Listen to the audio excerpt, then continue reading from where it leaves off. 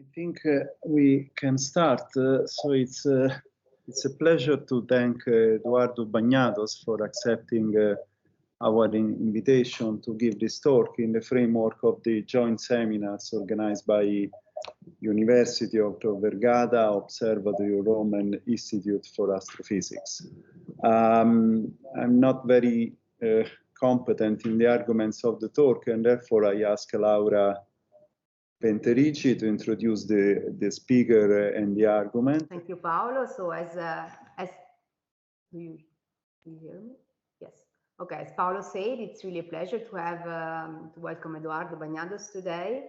Eduardo is one of the world-leading experts in the search and study for the most distant supermassive black holes and galaxies. So he obtained his PhD at the Max Planck Institute for Astronomy in Heidelberg in 2015, and then moved to the States as a Carnegie Princeton Fellow.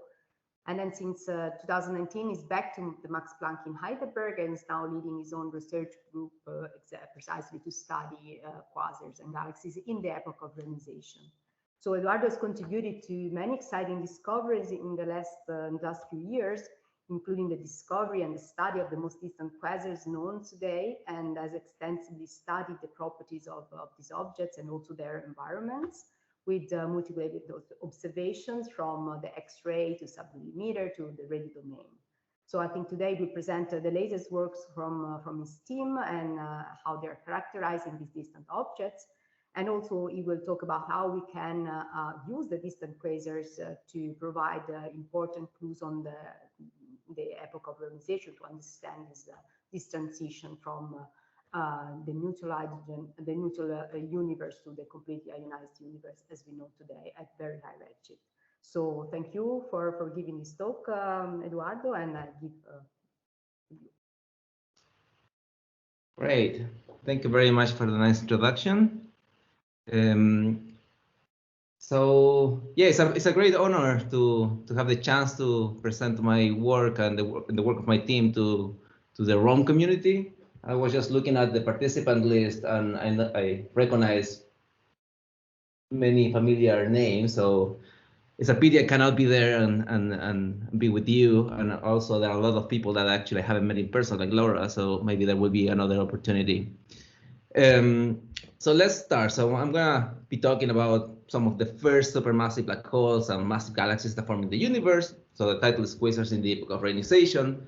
And I know that the community in Rome, and maybe even based on the names, even Italy, right, is looking at this talk. So I'm just going to start from zooming out and try to provide some background, since I'm sure that not everyone is an expert on quasars of the epoch of reionization.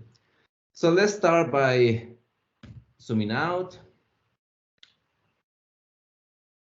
And this is a typical cartoon of the history of the universe, where we have the Big Bang at the left, the present day universe on the right. So 13.8 gigayears of cosmic history in just one plot. And during my talk, I'm just going to focus on this highlighted region here. Right? So universe is big. We have to choose, and this is the so-called epoch of reionization or cosmic reionization. So this is it's a really important milestone in the history of the universe. Is when the universe goes from going completely neutral to completely ionized, and this happens within the first billion years, or redshifts about 6 and above. So this is when the first stars, the first galaxies, the first supermassive black holes start to form. And this is one of the reasons that the community has put a lot of effort in the last decades to try to understand what is happening here. And this is, of course, difficult, right? So we're trying to understand what's happening at the edge of the observable universe. And the community has made huge progress in the last decade. So now we are the first generation of human beings able to find and study some of these first galaxies at cosmic dawn. And just going to give you an example of what these galaxies look like. Right? So this, as I told you, is difficult. It's amazing that we can do it, but this is difficult. So these are two examples of some of the two most distant galaxies we know. One at redshift 11, and the one on the right, redshift 9. So here you can see flux density and wavelength. And for a trained eye, this is obvious, right? So you see Lyman break here, you see a Lyman alpha emission here. So we are confident that these are high redshift objects. But for somebody not in the field, this can also look like noise, right? So this is and this is pushing like the capabilities of our most powerful telescopes on space and on the ground. So even though we know these objects are there, with the current instrumentation, it's difficult to study them. And just to highlight this even more, sometimes you can spend gigantic amounts of times in a telescope and find nothing, even though you have a good candidate. So this is an example led by many people in the audience here. So you can spend like more than 50 hours at the VLT on a good candidate of redshift 7, and really you don't see anything. So this is kind of frustrating. But of course, there are successes, as the one that I showed before, and this is and you can also do stacks of these objects. Right? This is a stack of 50 redshift 6 Lyman alpha meters, 19 redshift 7 Lyman alpha meters. So then you can actually see this beautiful Lyman alpha line, and you can study a lot of you can learn a lot of physics just based on this line. But as you can see, you need large amount of objects to only identify one line. There's basically no continuum even when you are putting together 50 or 20 objects. But yeah, so keeping optimism, the optimism is, I think, is really amazing that we are able to find these objects and that we know where to look. And this to study this in detail is one of the main motivations to build the next generation of telescopes, like the ELT and the James Webb Space Telescope that is going to be launched in a month. So yes, as I said, I'm really looking forward to what we will learn with James Webb and the ELT in a few years from now about these galaxies in the epoch of reionization. I'm just highlighting here that I'm the PI of one of these James Webb Cycle 1 programs to study these star-forming galaxies in the epoch of reionization, so not quasars. And one of the students in my group, Sofia Rojas, is also co-PI to confirm some of these first galaxies at redshift 9. So we're very excited about James Webb, and hopefully in a year from now, we might have some results already. But I don't have the patience so far to wait for James Webb or the ELT to study these galaxies. So far, my focus, my research has been to study quasars.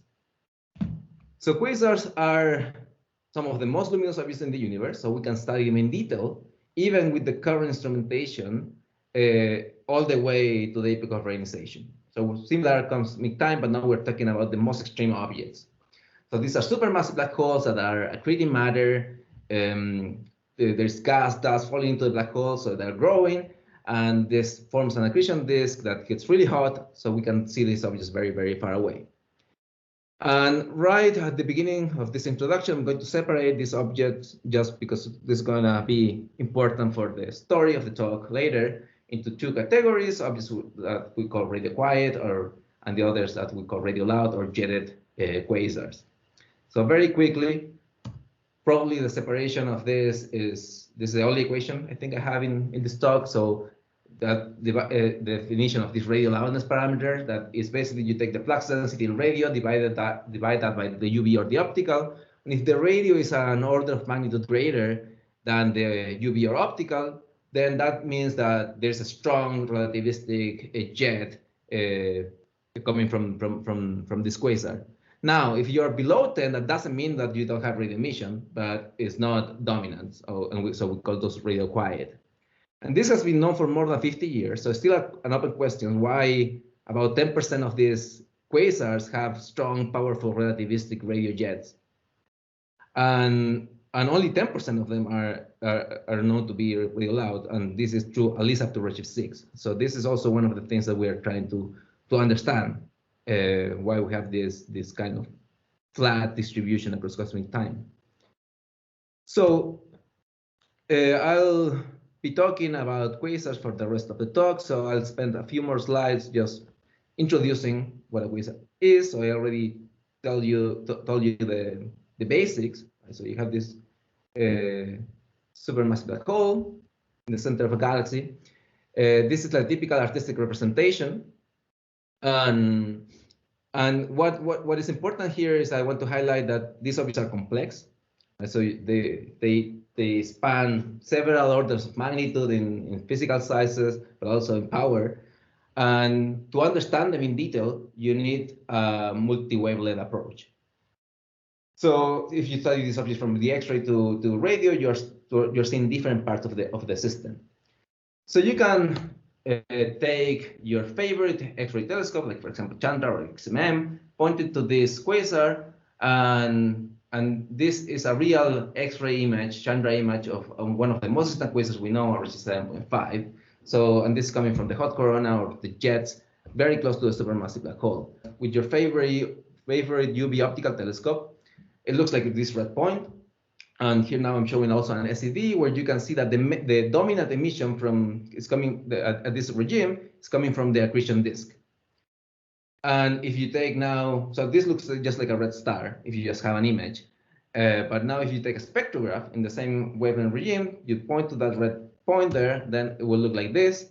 So this is a typical quasar spectrum where you have this power law emission coming from the accretion disk, and on top of that you have these very broad emission lines like Lyman alpha, carbon 4, magnesium 2, which we can model and use this information to derive some of the properties of the central accreting supermassive black hole.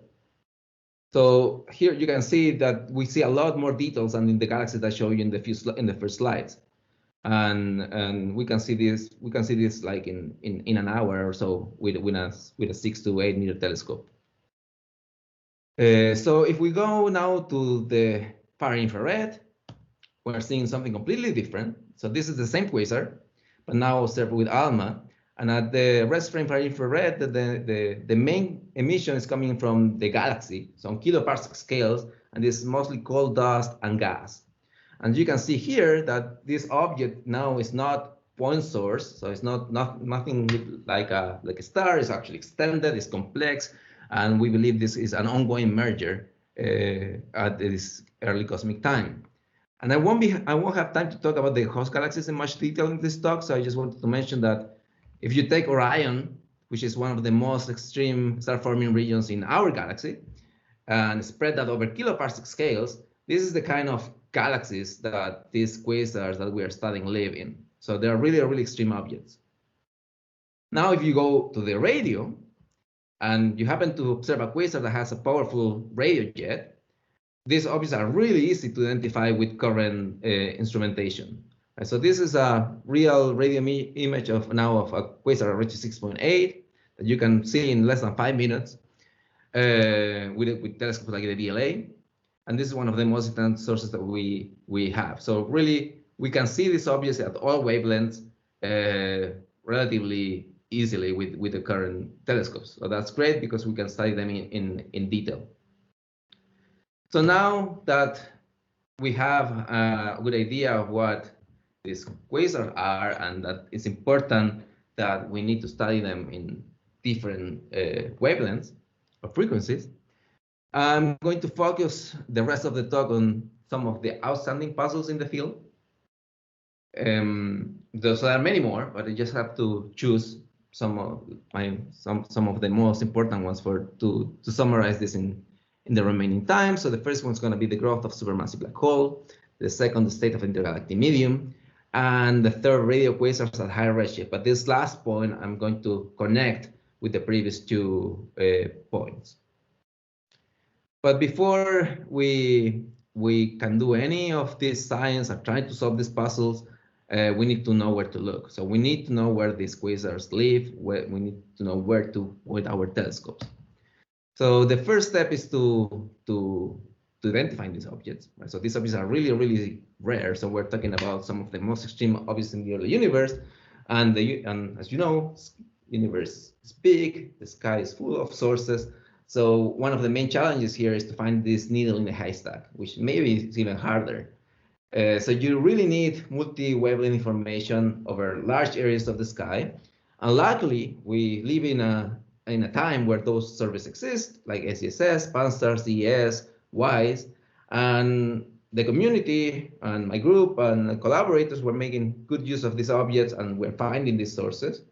So I'm not going to go much in the details of how we do it to focus on the science, but really this surface that exists at the moment allows to get the tip of the iceberg, really some of the most extreme objects.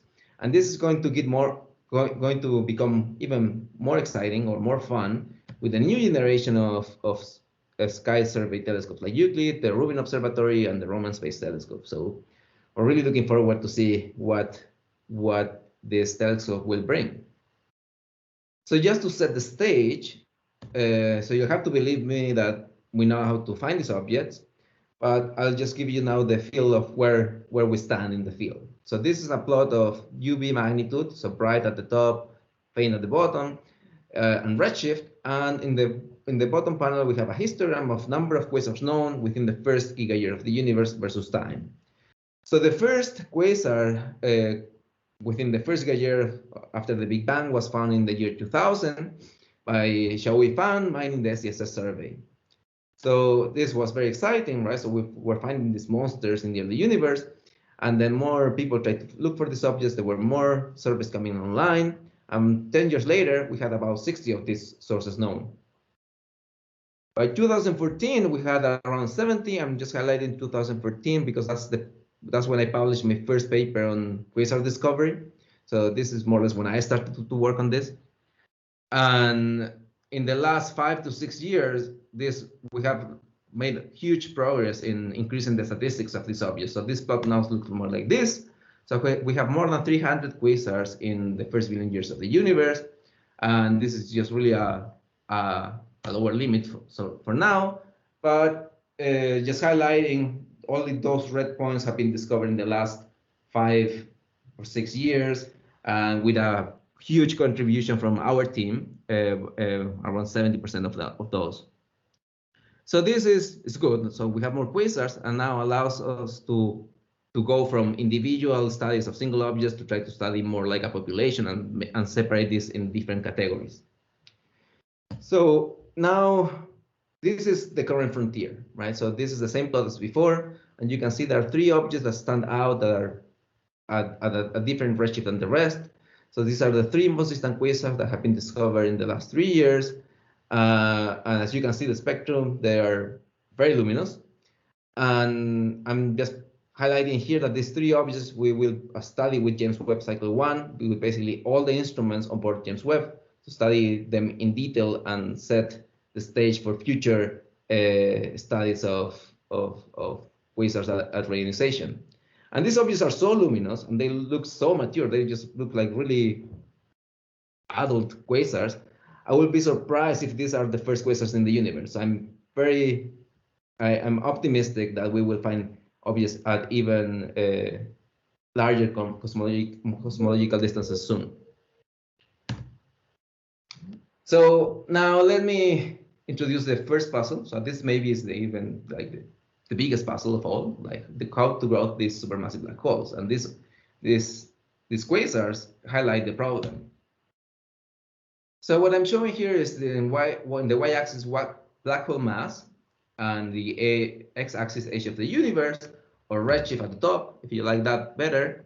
And this is a compilation of actual black hole mass measurements of some of these quasars that we know. In red, I'm highlighting the 3 ones that I just showed you before, the most distant ones.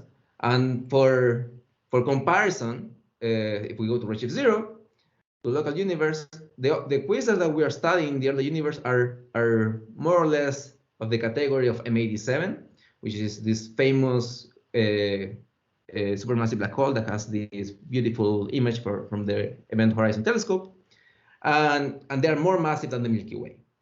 Right, so these are the kind of objects that we are studying in the early universe. And we still don't know how to form the supermassive black hole. We don't know how to form M87. We don't know how to form the supermassive black hole in our Milky Way. But for those black holes, the problem is not so big because you have 13.8 gigayears to form them. So there are many ways you can do that. But if you go to the highest redshift, then you have a time problem, right? So you have only a very limited amount of time, which for humans is a lot, but for growing this object so massive in such a small space is very little. So if these lines here are showing the growth curve of these objects, if they were accreting at the Eddington limit, so at the maximum theoretical accretion rate for the entire lifetime, for their entire lifetime. So you can see already that this is hard. So you need to start from something very massive. And there are several theories out there trying to explain these objects. And because of the existence of these objects, also some of them have been ruled out. So here I'm highlighting some of the most popular ones. So direct collapse black hole, dense stars cluster, and the remnants of population 3 stars. So these are some of the most popular because they can give you a very massive seed, initial seed, that then makes the problem a little bit easier.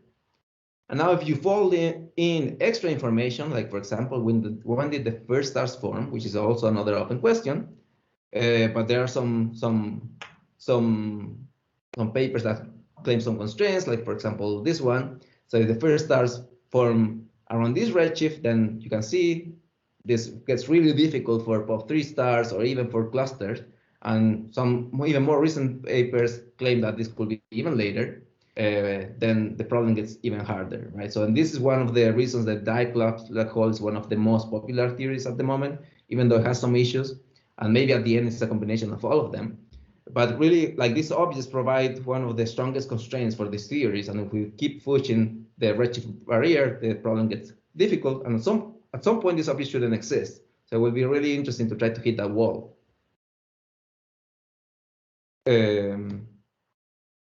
Of when did the first quasars exist.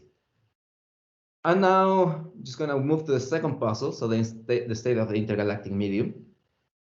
And this is related with quasars because quasars have been historically fundamental probes of the IGM, or the intergalactic medium. So this is one of the most powerful tools to study we have to study the IGM. And the idea is relatively simple. So we can see this cartoon here. You have a quasar very far away. The light has to travel to Earth. And on its way, it encounters gas, galaxies, and all of that information gets imprinted in the quasar spectrum. And as you can see here, blue out of this Lyman alpha line, this is what we call the Lyman alpha forest. So basically, you find a quasar and you gain information of everything that is between the quasar and us. So this is really provide fantastic information of the universe. So this is all good. The problem is that you can only use this technique, the Lyman alpha forest, up to redshift about 5.5, because you really need a tiny fraction of neutral hydrogen to absorb this emission. So when you get to redshift about 5.5, you have a universe that is getting a little bit neutral, and you lose all that information. So this is a spectrum of a typical redshift 6 quasars, and you can see that this is the Lyman alpha line, and blue out of Lyman alpha, you basically don't have any emission. So we really are losing that information. But on the other hand, this is still really important because this is one of the main indications that we have that the epoch of reionization has to finish around this redshift, because this is the indication that now we are entering into a neutral universe. So one of the questions that we're trying to address is, really, can we use these quasars for IGM studies beyond redshift 6, or try to overcome this challenge of the Lyman alpha forest? And this is really important because, well, as I said at the beginning, reionization is like a crucial epoch of the history of the universe. And we have some constraints. We know what has to finish, but how this happens, it can still happen in many, many different ways. The sources of reionization can span a range, a large range of properties. So this is really important to have observational constraints to simulations. So this is just a simulation showing how this could happen. But really, we need to provide constraints beyond redshift 6. And I think quasars can still be used to do this in at least 2 different ways that I'm going to talk in this talk. The first one is called the IGM damping wing. That this is something that's not new, right? So it's been in the literature for more than 20 years, but hasn't been really used until recently. And it's a good reason for that. So this is relatively complex. So let me just break this up in a few slides. So this is a typical quasar spectrum, unabsorbed, so in an ionized universe at redshift 7.5.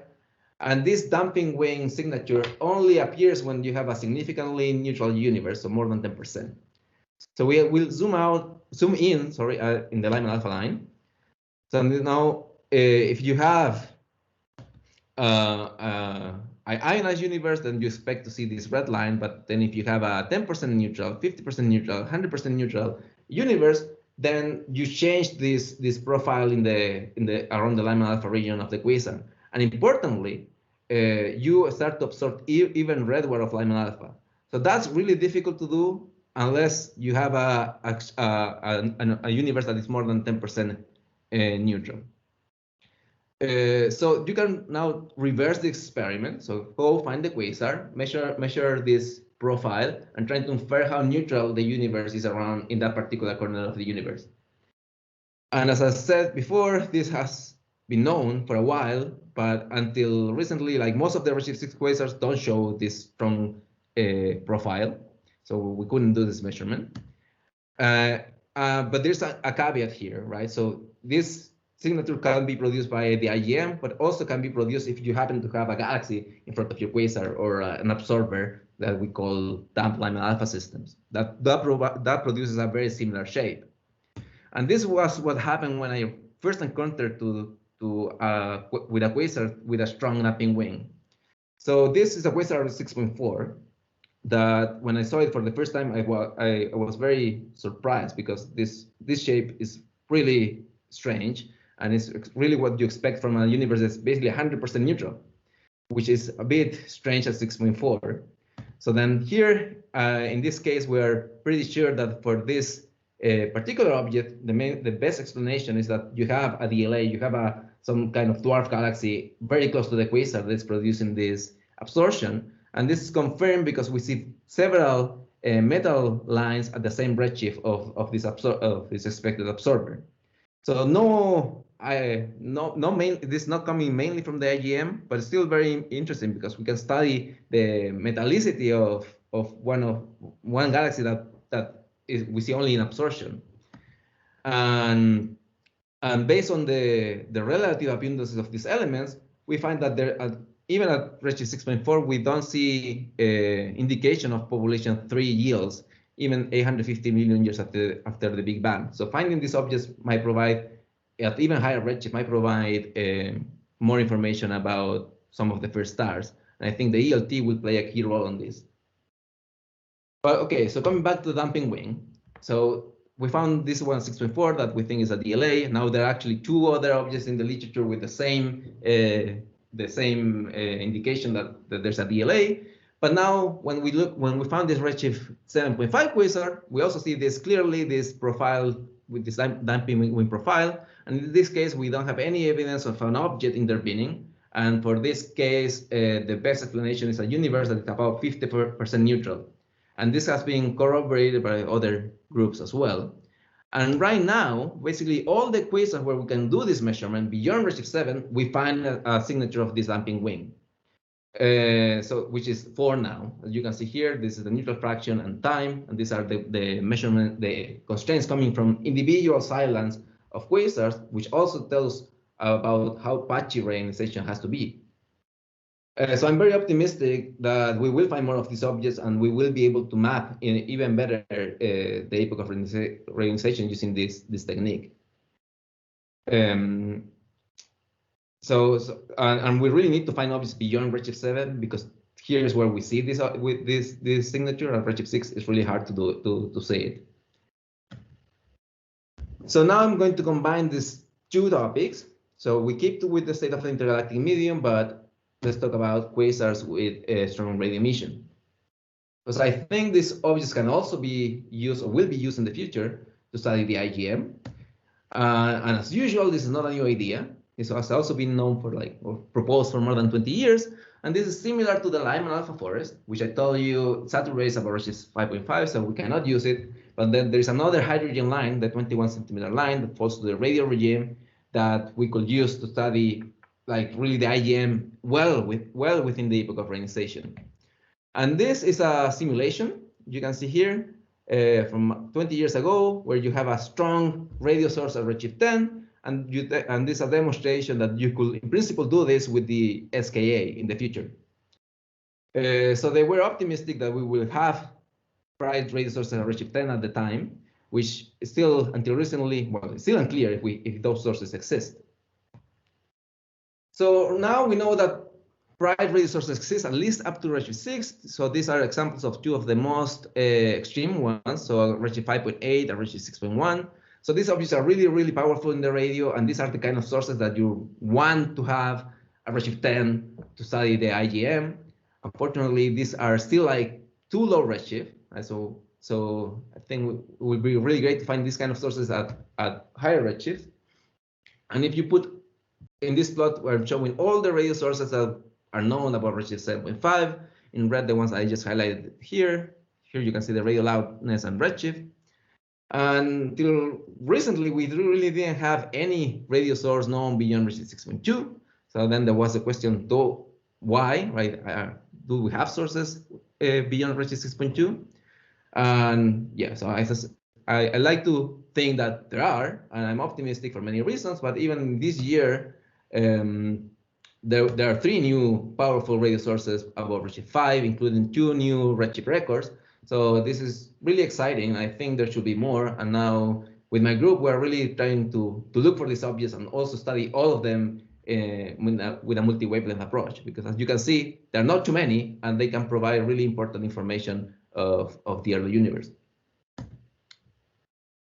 So let's keep talking about these radio quasars at high redshift. That I think they will be important in the epoch of the SKA, but of course we need to find them first. But this is one of the puzzles that keeps me awake since I learned about this. And I think there's actually a lot of work on the Italian community in this respect. Right, so probably you are all familiar with these beautiful DLA images where we see these powerful radio jets extending hundreds of kiloparsecs. So these jets can be really, really large. They can go beyond the galaxies. But for some reason, these hundreds of kiloparsec jets, we have seen them up to redshift about 4, and after that, we don't see them. And if you ask me, so do we have extended radio emission in the first gauge year of the universe? These are all the sources that show extended radio emission.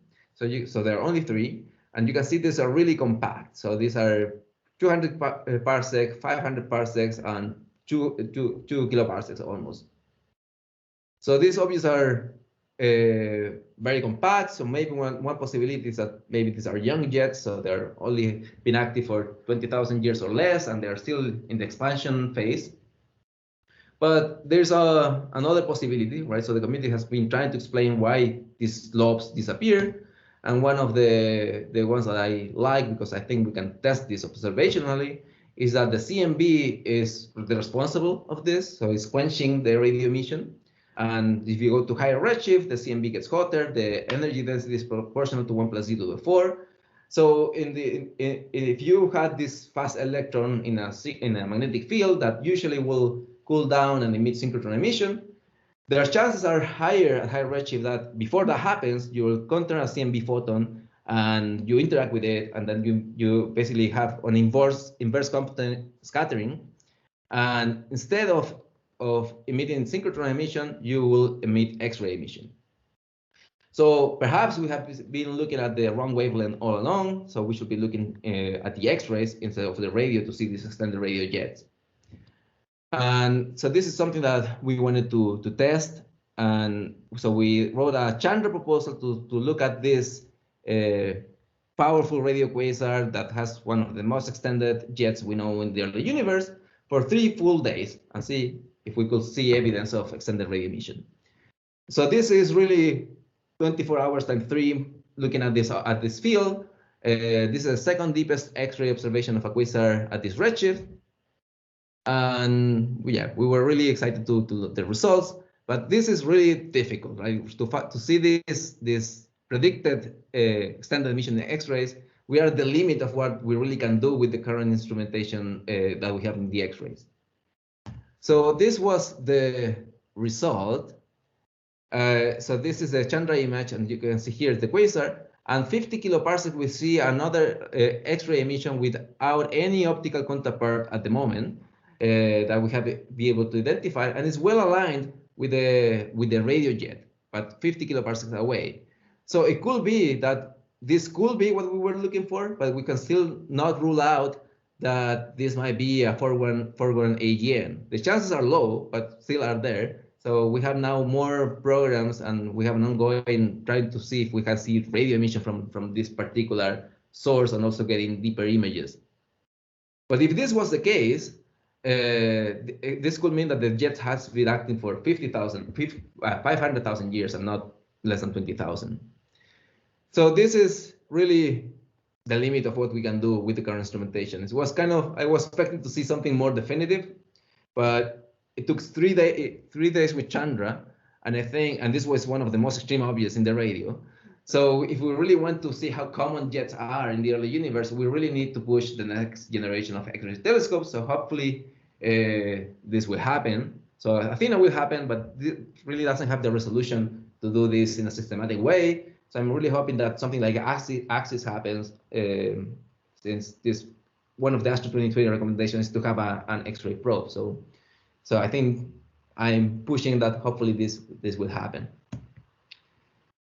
Another thing that we're doing in my group is, well, as I said, we're studying these objects in detail, the radio sources. So we're trying to now see what is the effect of the radio jets in the host galaxies. So we have a systematic survey now with NOEMA and ALMA to study these objects, but this is the first detailed study of this object. I'm just highlighting because this is one of my favorite quasars, with this one with the radio jet. And this is led by Sofia Rojas, student in my group that analyzed ALMA, NOEMA, and GMRT data. I'm not gonna tell you much of the details, but you can go and read the paper. But the take-home message is that actually these jets are affecting the far infrared properties of the system. They look different to the ALMA or NOEMA data that we have for radio quiet quasars. And I think I'm at the end of the talks. I'm just gonna finish with a take-home message. So I hope I could convey the message that there's been huge progress over the last few years in this field. We've had more than 300 quasars, so we can now have a sample to study. There are still many puzzles. Some of them are very old, so we still don't know how to form the supermassive black holes. We're trying to, and many things that I actually didn't even talk in this, didn't cover in this talk, like metal enrichment, weak-length quasars, and environments. So there are many things that can still be done. So for people just entering the field, I think there are many open questions that hopefully we will tackle in the next few years, because this is really the start of the full characterization, and I'm really looking forward to push the capabilities of the VLT, ALMA, and very soon, hopefully, James Webb. And in a few years from now, Euclid, Rubin, the ELT, SKA, and Athena, and hopefully we can push detailed studies like this, but also study normal star-forming galaxies beyond redshift 8 with the James Webb Space Telescope. Thank you.